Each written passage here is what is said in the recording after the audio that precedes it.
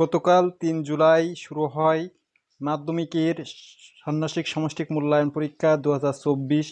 তো বর্তমান শিক্ষা ব্যবস্থা যে ধরনের এগিয়ে যাচ্ছে, তো না পড়ে পাস এমন শিক্ষা ব্যবস্থা বাংলাদেশ ছাড়া অন্য কোথাও আছে বলে আমার জানা নেই। আমার সামনে আপনারা যে প্রশ্নটা দেখতে পাচ্ছেন, এই প্রশ্নটা হলো ইতিহাস ও সামাজিক বিজ্ঞানের প্রশ্ন, নবম শ্রেণীর একটি প্রশ্ন। আমি আপনাদের সামনে দেখাচ্ছি গতকাল যেটা পরীক্ষা হয়েছিল।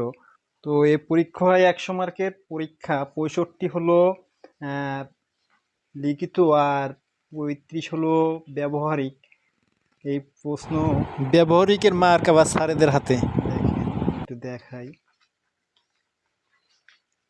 এখন এই প্রশ্নে তেমন কিছু আছে বলে আমি মনে করি না। আমি দু একজন ছাত্রছাত্রীর কাছে জিজ্ঞেস করলাম যে এই প্রশ্নে তোমরা কি অ্যান্সার করছো। তা বলল যে আমরা রুমে বই নিয়ে গেছিলাম, রুমে বই নিয়ে আমরা দেখে দেখে লিখছি। এ ব্যাপারে স্যারেরা আমাদের যথেষ্ট সহযোগিতা করেছে।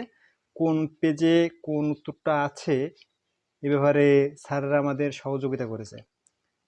এই হলো প্রশ্ন। তা আমি মনে করি বাংলাদেশের মতন এমন শিক্ষা ব্যবস্থা আর কোথাও আছে বলে আমি মনে করি না, যে না পড়লেও পাস, সারা বছর না পড়ে পরীক্ষার সময় দেখে দেখে লিখবে, এর মতন সুযোগ আর কোনো দেশে আসে বলে আমি মনে করি না। গর্ব করতে হয় আমাদের বাংলাদেশের শিক্ষা ব্যবস্থাকে নিয়ে।